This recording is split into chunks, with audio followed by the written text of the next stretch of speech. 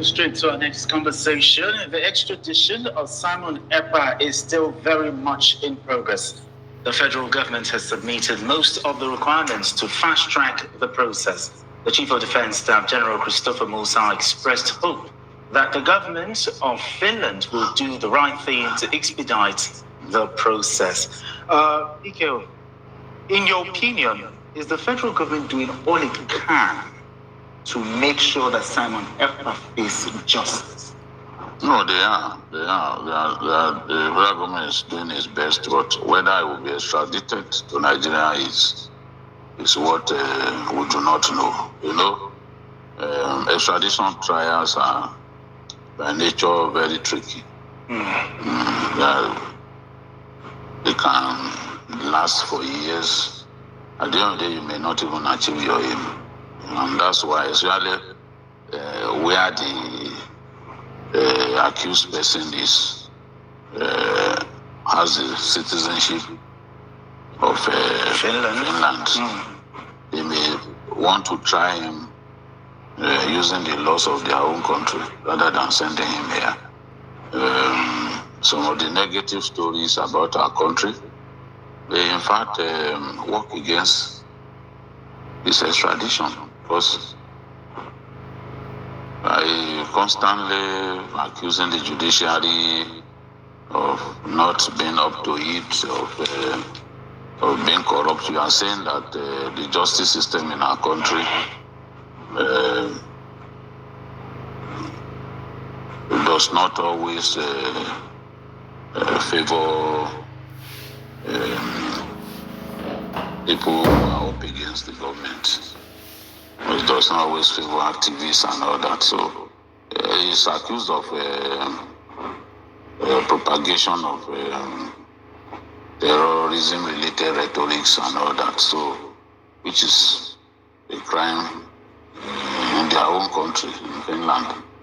So it all depends on how Nigeria pushes aggressively the case for his trial. Otherwise, remember the case of Ibori now. Ibori was put, the EFCC had a case against Ibori. Ibori was deemed not to have committed an offense. And the same document, the same facts that the justice system here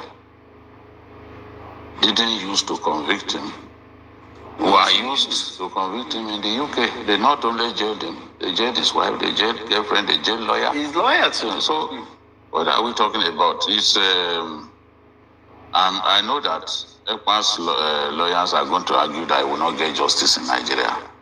And some of the things that Nigerians write about our judicial system may actually work against us. But this is a matter of terrorism.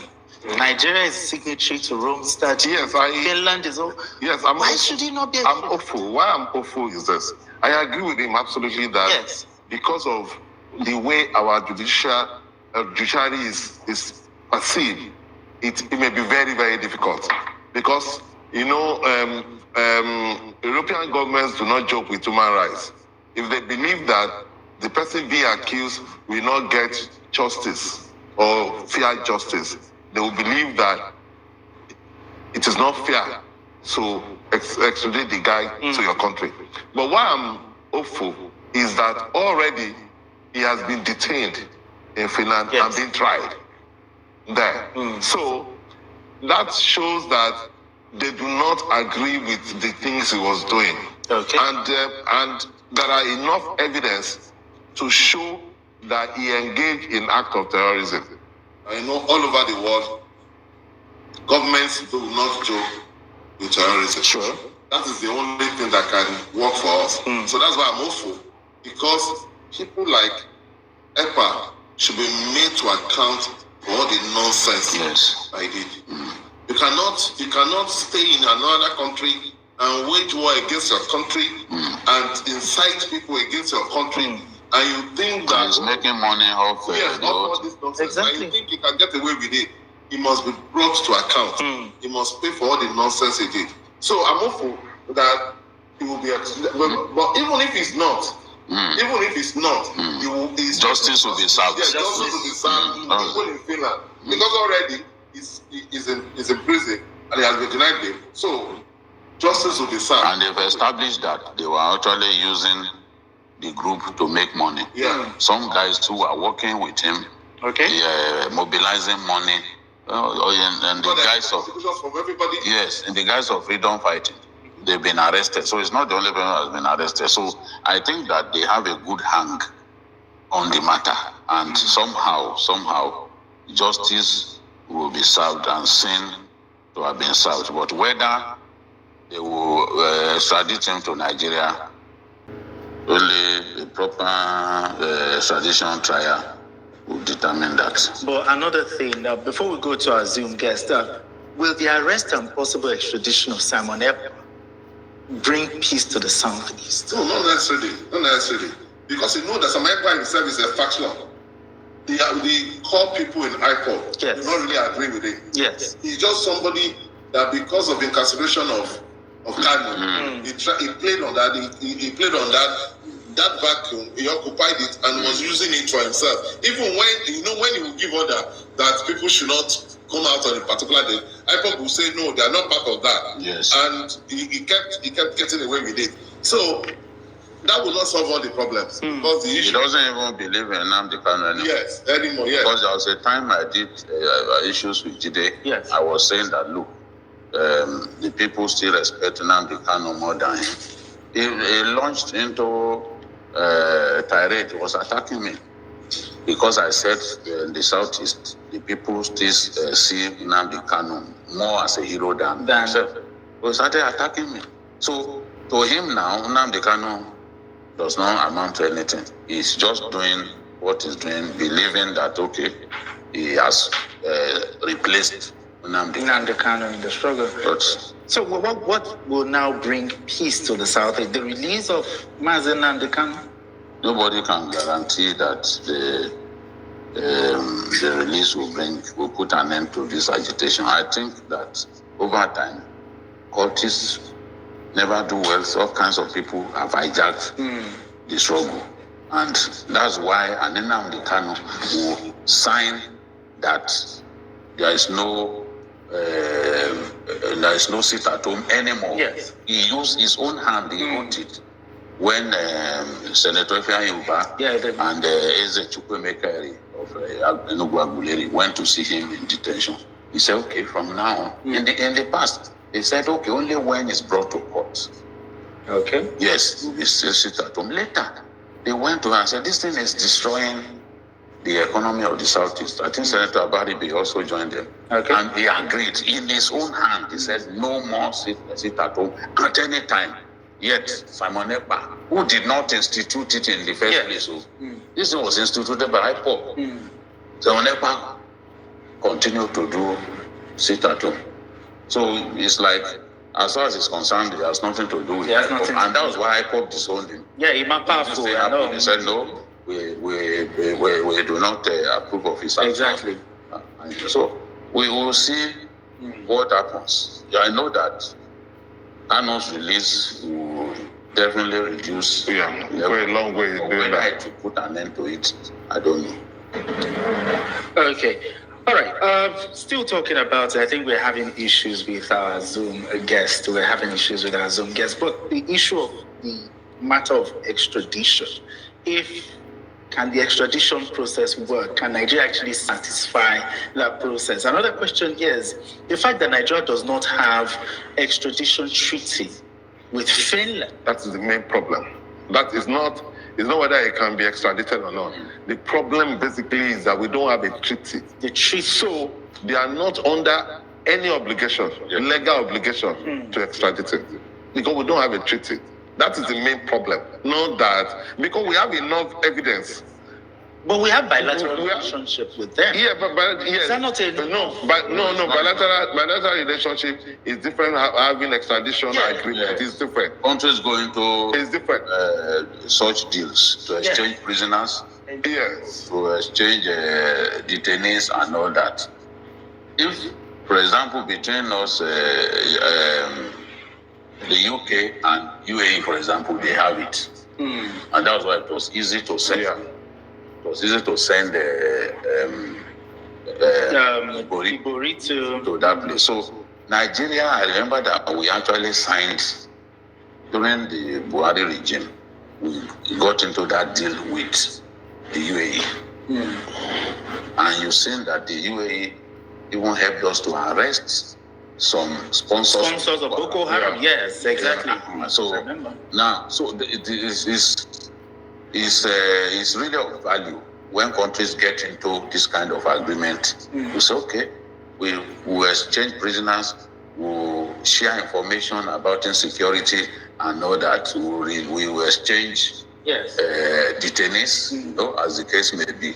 It's really of value. If that had been the case, someone will know that he will, by now maybe will even be in Nigeria. Well, of course, by now, yeah. I was thinking maybe there would be some, since it's a matter of terrorism here. No, it's what I'm saying. There's a difference between almost all countries have relationship with each other. Exactly. It's different from when you have a bilateral agreement, because that bilateral makes it binding on you to do that.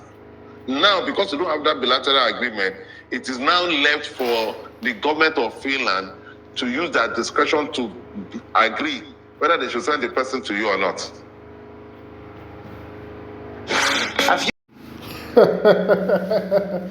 All right, wonderful people, welcome back. It's so funny that the NIG government, the agents of the government, the mercenaries, knows how faulty they are.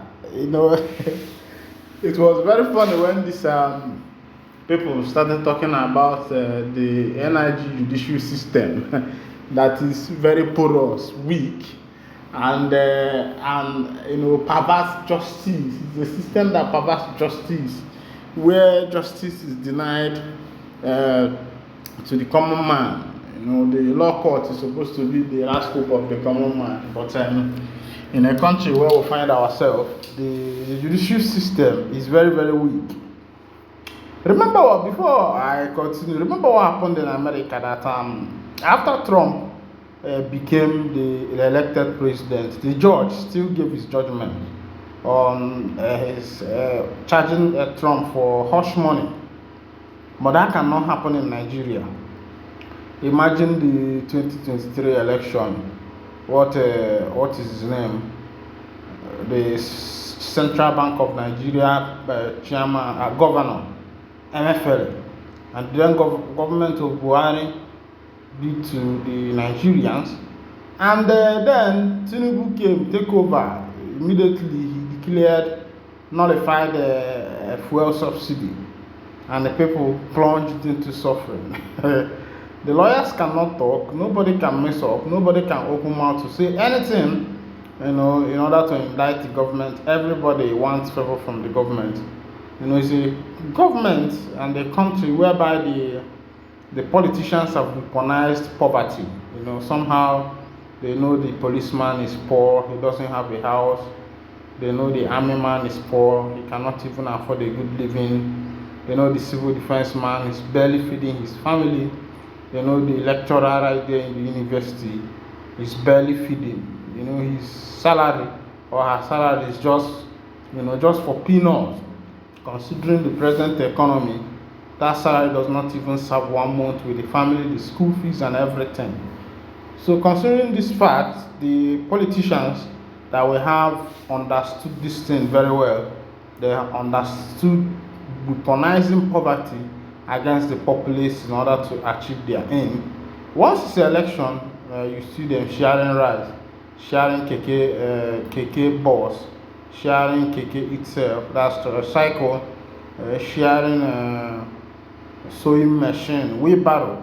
I was surprised of one state where the the senator representing a particular constituency shared wheelbarrow to the youth as a youth empowerment in this 21st century, that we are not even supposed to be seeing things like barrow.